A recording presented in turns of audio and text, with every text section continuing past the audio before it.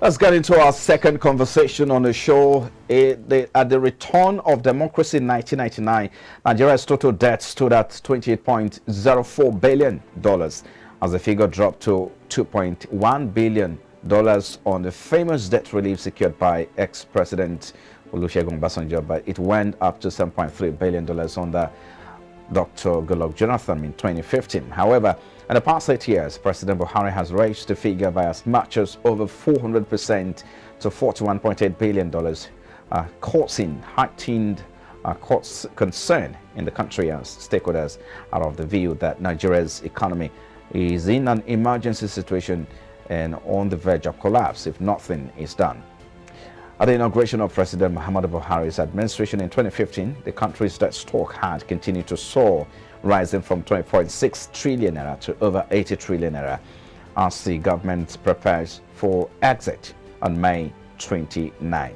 Meanwhile, with the recent borrowing spree by the federal government and the National Assembly's approval of the Central Bank of Nigeria's Ways and Means advance to the federal government, the nation's external and internal wealth could have surpassed 80 trillion.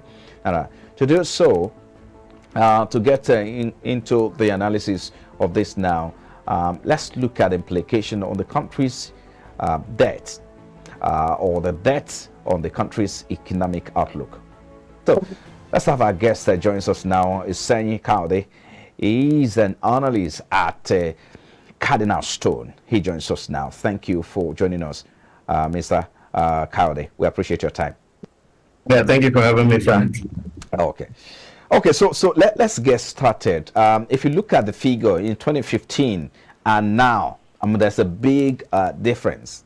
But the government has continued to say that his borrowing approach is sustainable. Even at this level of 80 trillion naira, they have continued to say this is sustainable. So let me get your assessment of this statement. How sustainable is Nigeria's debt burden or debt profile?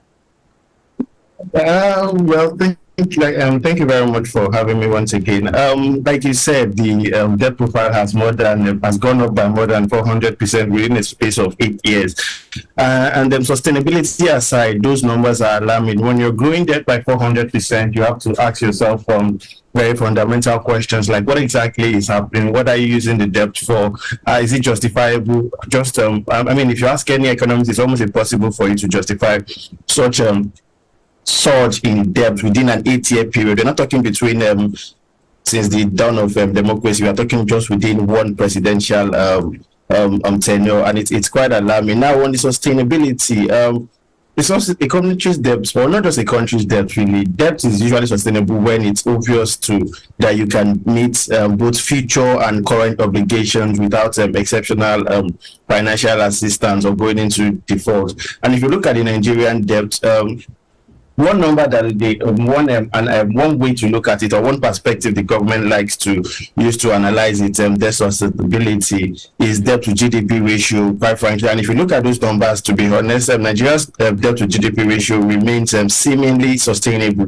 But the truth of the matter is that we don't pay debt to GDP, and using a debt to GDP ratio to analyze debt is just a one-sided argument, really, because in the real sense, we need to really make payments in cash, and cash being the government's revenue. Now, if you look at the government's debt to revenue ratio, that's when the alarm bell starts ringing really loud. And if you look, you just realize that Nigeria's debt service to revenue ratio, at least according to the World Bank, in 2022 was in around 96%. And what that means is that for every 100 naira the government earns, it's spending about 96 on debt service alone. It becomes even more interesting when you consider the fact that debt servicing does not have anything to do with debt repayment. So just to pay interest on loans and borrowings, we are spending about 96% on revenue. I don't think that's not sustainable by any metric, really, because what that means is we are looking at 4% left for government recurrent and capital expenditure, and that's really paltry by any metric, really.